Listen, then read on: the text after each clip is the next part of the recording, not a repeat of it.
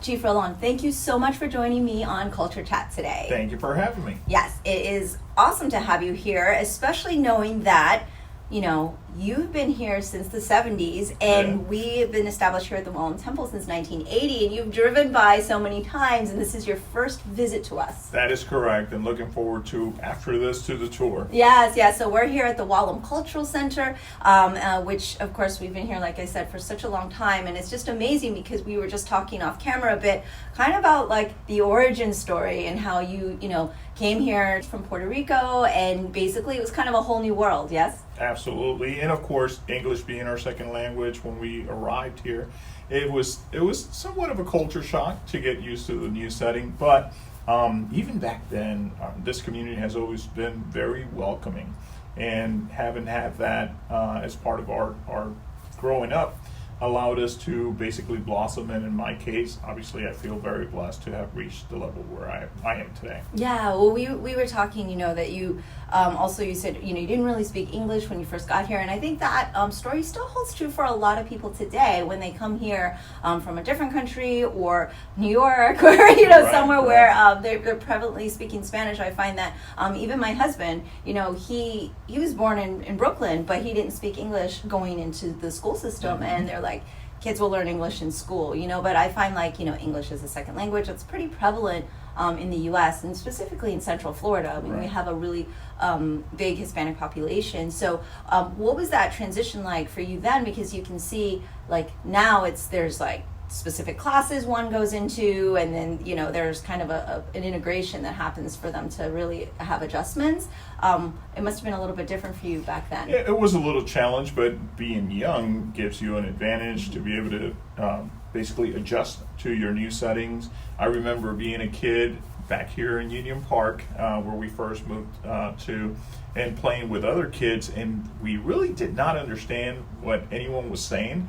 But international sports like baseball or soccer and stuff like that, we all played. But at times we would gather and you would hear other kids laughing, and that to us was a cue. Okay, we should laugh too. We had no idea what they were saying, but we would laugh with them.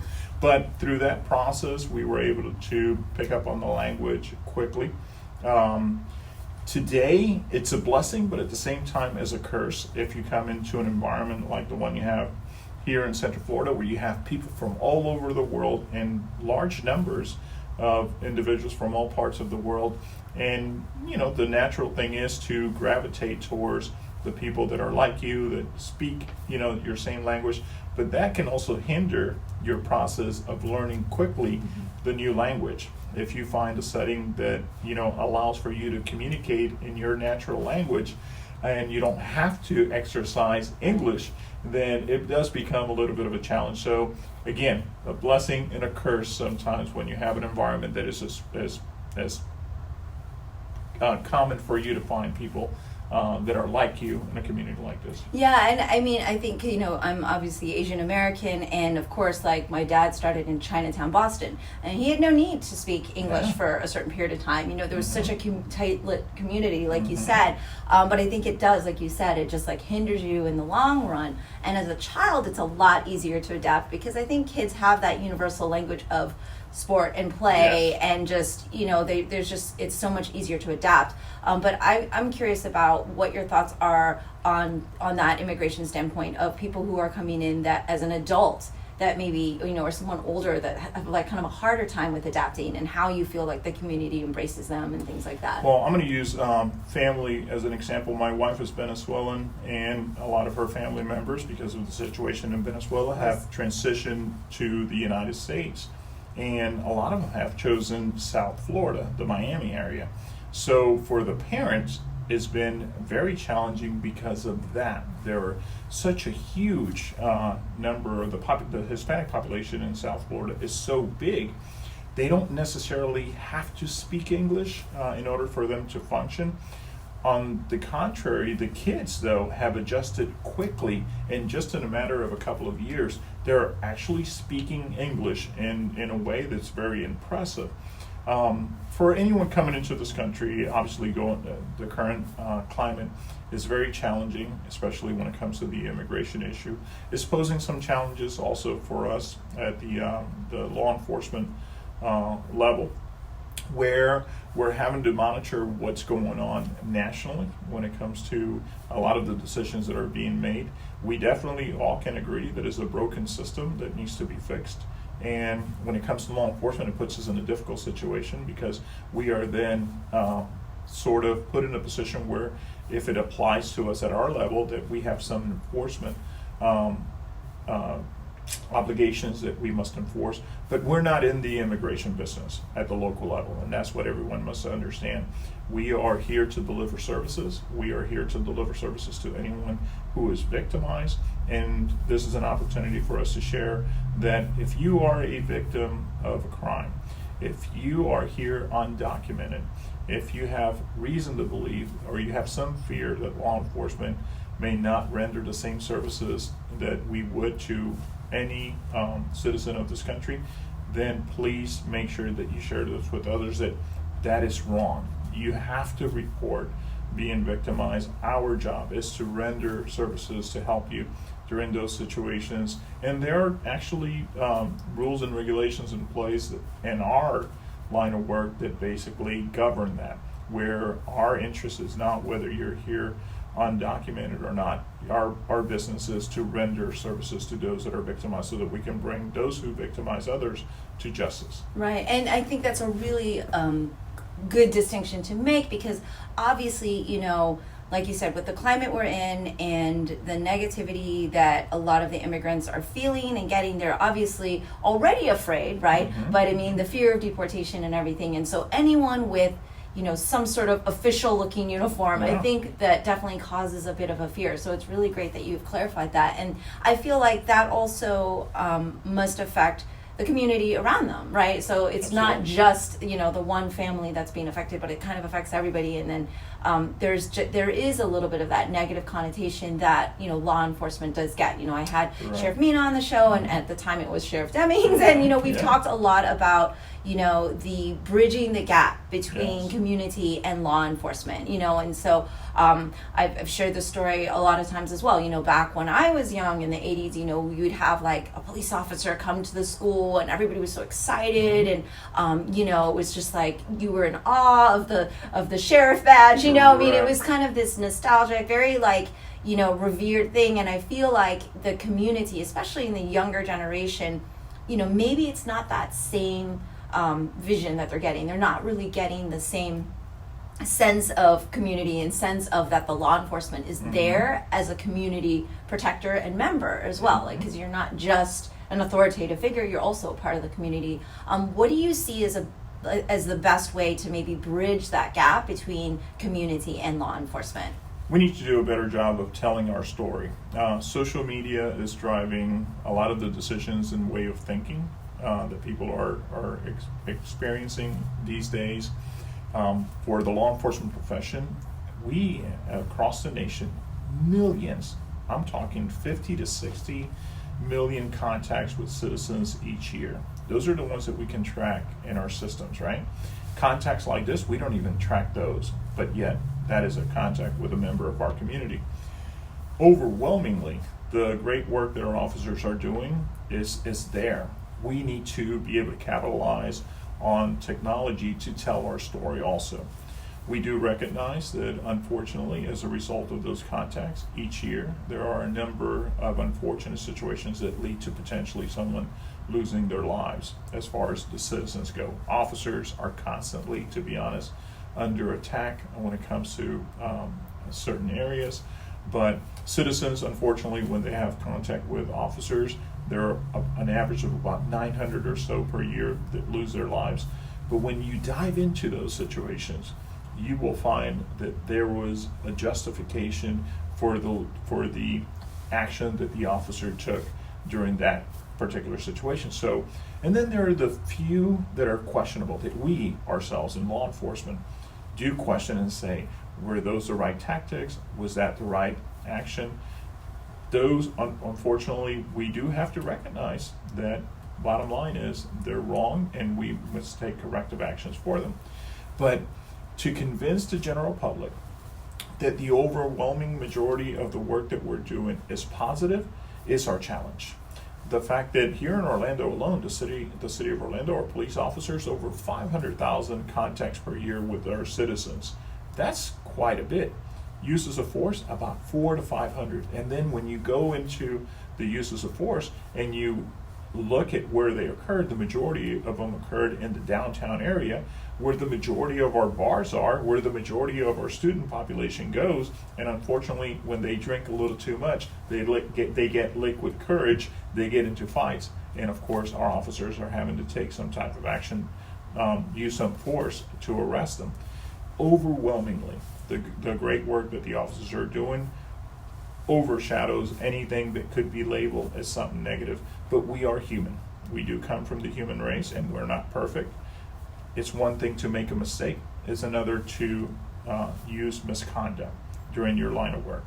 So, and I feel like there is where it lies like a lot of that misunderstanding, miscommunication. It sounds very easy to chalk it up to that, but I have interviewed other people on the show, and a good friend of mine, he's in martial arts as well. He was in internal affairs and things, so he tries to keep me is balanced, because he has talked a lot about the fact that there are so many things that go through an officer's mind, especially in the case of a high stress situation like a police shooting, that we label that as when there's a shooting between an officer and a citizen, right, or vice versa. And I had asked previously to other guests on the show who are in law enforcement, maybe it's just the public also understanding more about the use of force continuum and understanding what the steps and the policies are. I feel like as a citizen, we just feel like, well, you guys are the officers, so you can just draw your gun and that's that. Wow. There's probably I feel like a lack of understanding of what the protocols are, and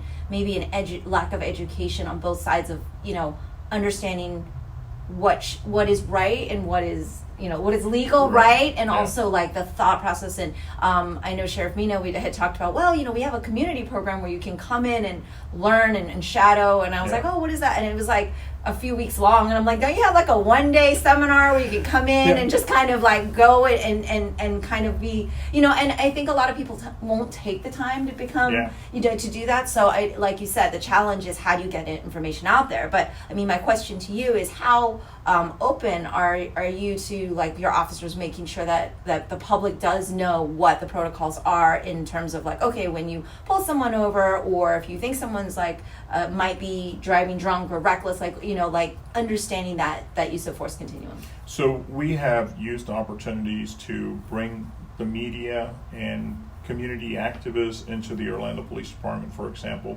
and do scenario-based training. That's one.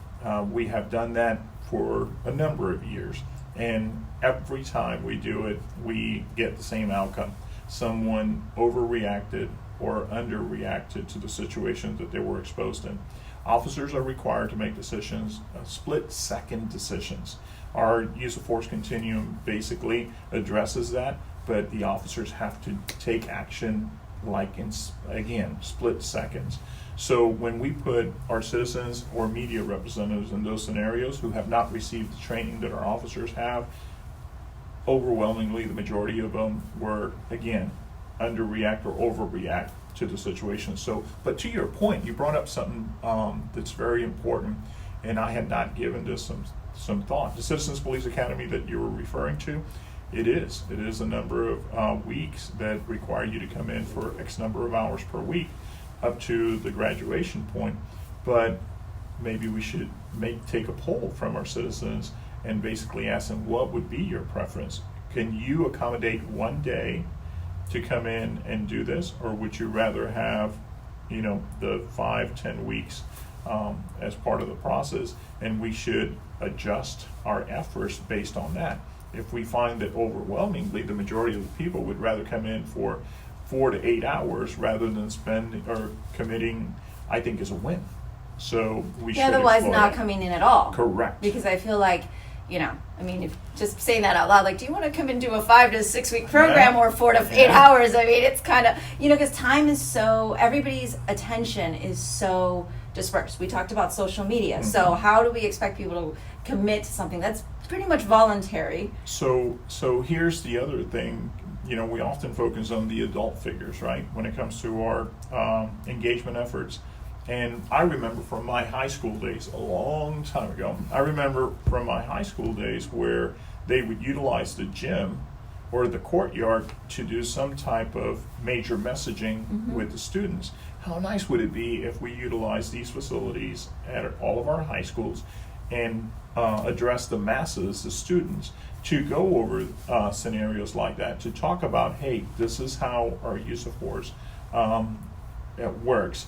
These are the do's and don'ts during a traffic stop. These are the consequences if you're caught drinking and driving. These are the consequences if you're involved in a violent offense or crime. And maybe shrink it down to an hour and basically use different segments throughout the school year to deliver that message. But we need the cooperation of the schools. There's a lot of arguments, in favor or against that, why are you exposing my child to that information? I should give you consent before you talk to my child about a vehicle stop. So it is challenging for us too to try to get that message out when sometimes some groups may put some blocks in our process. Yeah, and I feel like what you just said is really key, because obviously adults are a little bit more stubborn, right? Like we've made up our minds on what we believe, what we want, and no one can tell us. And kids are a little that way, but I feel like if you capture an audience at a time where they are supposed to be in education and their minds are open to learning, and that's when they are so impressionable. And if they're getting all their information from someone's Instagram account or Snapchat account, it's probably not the best information. And so there goes again, how can we feed that information properly? I think you were talking about where like pep rallies or like those things where we get in and have like seminars and days where like, I agree. I think there's a missed opportunity, and you had a point that you wanted to make before I go on. Here's how an example of how social media is impacting the way we do business. Just the other day, especially in today's day and age when immigration is such an important topic and heated topic across the nation. Someone recorded one of our officers as an individual being taken into custody. During his broadcast on a Facebook Live, and took some captions, he said that our officers from the Orlando Police Department were assisting ICE agent in apprehending an undocumented individual. It could have not been further from the truth. One, we don't do that. We don't assist ICE agents in raids unless they come in and they say, hey, we have a situation, can you please respond? We may have one of our officers in trouble. We'll always respond to whatever law enforcement agency is asking for assistance. But in that particular scenario, it was an individual who was driving without a license, was given false names. Eventually, the person was found to have a warrant for his arrest, and he was taken into custody. But when you have activists who are trying to educate the masses, but during the process they don't exercise professionalism or they don't exercise a process where it allows for the accurate information to be shared. When they share information like that, it sets us back tremendously. How many individuals who saw that, who may be following the person who posted that, may not call law enforcement now if they're victimized, because they fear that local law enforcement is actually assisting ICE agents. Those individuals may never get a clarification on the fact that that person who posted that was absolutely reckless and wrong in posting that information. So we all need to collectively work together, those who are fighting for the rights of our citizens, and obviously us on the law enforcement side. We need to communicate better to make sure that when stuff like that happens, clarification is requested so that the right information can be published, because it will take all of us to work together to bridge that gap. Yeah, and I feel like we've talked a lot about social media and a negative connotation, and it certainly can be a distraction, but at the same point, you have to use the tools that you have at your disposal, so you also have to kind of, I always say, use social media for good, which is technically what we're doing now. It's like, we want to get certain messages out. I like to try to clarify and find out, why things are done. Going back to kind of speaking about the youth, I know that there are opportunities where law enforcement has, been at schools and whatnot, especially, after the shootings in South Florida, and there was a lot of, there was a big time where the students were really paying attention. Like that's where they wanted to know, what are officers standing for? What are they thinking about? And then what do you feel is the sense that you get when you're around kind of that youth environment? I mean, or does it vary by age, elementary versus high school versus middle school? Like when an officer comes on campus, do you feel like, the kids feel negatively, or is it just percentages, or like high school, like everyone's in a little clique of different thoughts? I mean, do you feel there's a negative connotation amongst the reputation of law enforcement? I believe that the youth are very guarded, and they'll judge you and analyze you before they actually engage in you or engage with you.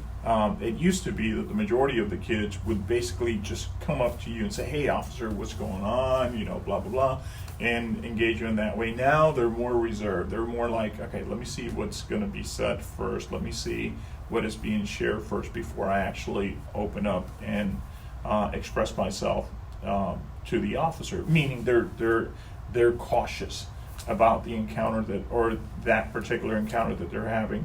So it worries me. It worries me because a law enforcement officer should be viewed just like we view our firefighters. We obviously respect what they do. We embrace what they do. We celebrate them for the great work that they do. Law enforcement is what is tasked with keeping everyone safe, with giving everyone a safe environment. Law enforcement officers are the ones that are willing to risk their lives for someone that they may never know. We do have the unfortunate situations that happen, but compare the number of unfortunate situations that obviously get reported to, let's just use the medical field.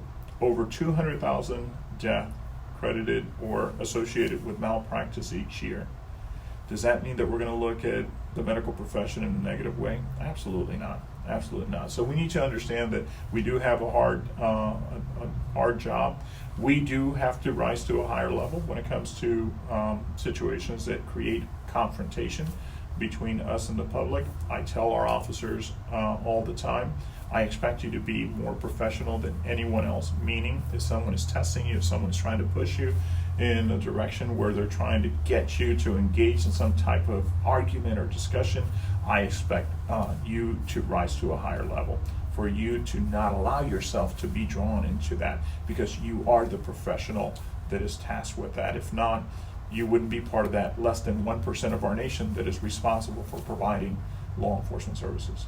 And do you feel like maybe, because I'm a martial artist, so for me everything goes back to like basics and training, and do you feel like maybe because things have changed, I don't know, maybe it has, maybe the training process and maybe the qualifications to be a law enforcement officer have drastically changed over the years, but I don't know, because things were different. Mm-hmm. Each decade we have different challenges. I mean, you didn't have to worry about social media and all these things, and so I know there's probably like, a memo that goes out or like maybe a course or something, but I feel like there just has to be so much more, for these officers in terms of even just like psychology and understanding how to speak to people. And like, I feel like for me, I'm like, well, if an officer is faced with a situation where, they're portrayed negatively, wrongfully or rightfully, like you said, sometimes you have to take accountability, like everyone's human. So the whole organization can't all be looked at because one person decided to make a bad decision, but at the same time, that organization also gave that person the power to make the bad decision. And so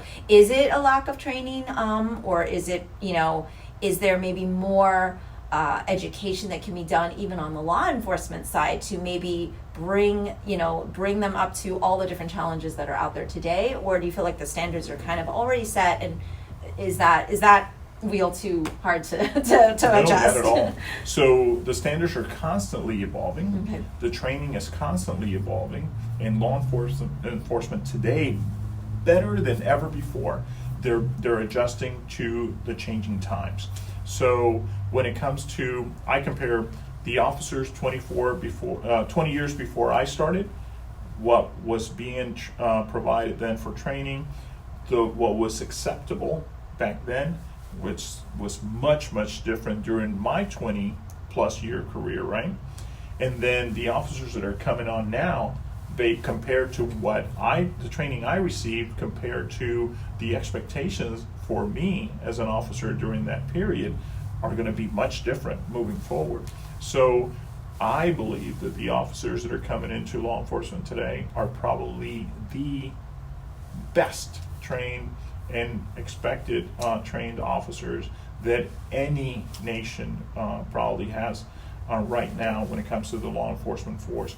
I would also ask that maybe you request to go to the academy right here at Valencia, if you haven't done it yet, and spend a few hours out there looking at the academics, looking at the instructors that are coming in and the topics that they're discussing, the defensive tactics instructions that they're receiving. It is by far top-notch compared to anyone else. We are probably getting the best training that anyone would want for anyone coming into this profession. But every day is a new day, and it's a new opportunity to learn and apply something new. And that's what we are in the business of doing, constantly looking for better ways to do business.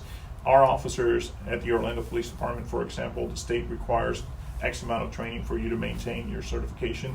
We give double that. And the only reason why we cannot give them more training is because we can't pull them offline to provide them with that training. We have to have X number of officers constantly working, and it's difficult to pull them off line to receive training. But we exceed the state standards, double the number of training that the state requires. Okay, well, that's great to hear. Is there, and maybe it's like more of a recruitment question, but I mean, is there like a high percentage fail rate because it is so challenging, or because it should be? I mean, well, take for us, for example, anywhere from 4,500 to 5,000 applicants each year.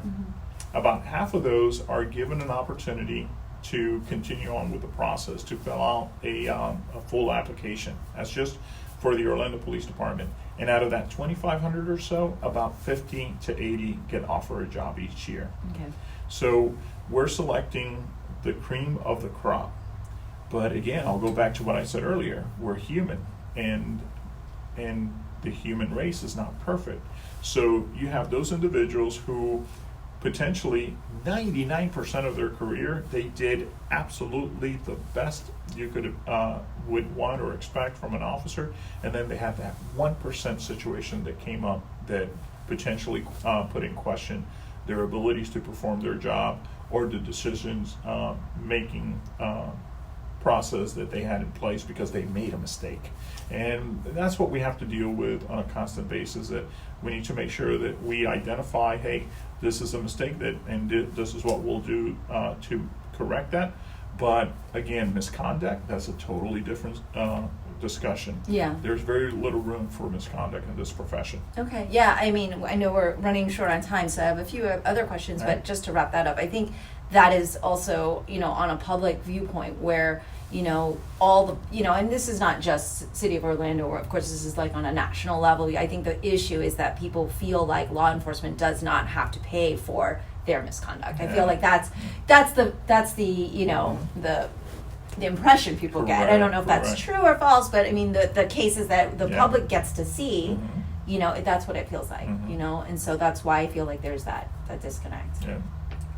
So growing up in Central Florida, and City of Orlando specifically, you've seen it change quite a bit. So we've talked a lot about the challenges. I mean, let's talk a little bit about the positive things that you've seen happen over the years, because, I like to always end on a positive note. But, obviously diversity, like here we are sitting here, we're definitely hitting up some diversity. But, I mean, I've seen that change as well, because like you were talking about earlier, you're like, we're the only ones who spoke Spanish in my first school. And I was like, for sure, there wasn't a lot of people that looked like me when I started my schooling, and that's changed quite a bit. But what positive things have you seen, over the years, and also through the work that you've been doing? So that is the one thing that makes Central Florida, Orlando, so special. The fact that we have this evolving community that is very rich in culture, people from all over the world that are now calling Orlando home. More and more people are coming into the Central Florida region from all different parts of the world. And you don't find that often. I mean, even if you look at South Florida, where there is a very diverse community, I think Orlando, it's basically gaining more than even South Florida. So for us to serve in a community like this, where you can get exposed to people from all over the world, people from all over the world actually are also part of the Orlando Police Department. It's very special. And one message that if you could share is that we're constantly looking for a makeup of our department that represents the community that we serve. So we're always looking for qualified individuals that represent our community to join the Orlando Police Department. We're constantly striving to do that and to be able to better serve the community. But I'm telling you, often when you retire, people think, I'll move, I'll go somewhere. And me personally, today, when that comes and I decide to retire, I'm still going to choose to remain in Orlando. That's how much I love this community. Yeah, and I know that you've been serving the community for such a long time. Final couple of things is, did you always know you wanted to be in law enforcement? No, actually, my first love was construction. My dad worked in construction for all his life. So every summer, by default, instead of having the summer break, we would go work with my father. So construction was I was an assistant superintendent for a developer before getting hired by the Orlando Police Department. I took a $13,000 pay cut to get hired by the Orlando Police Department. But one thing that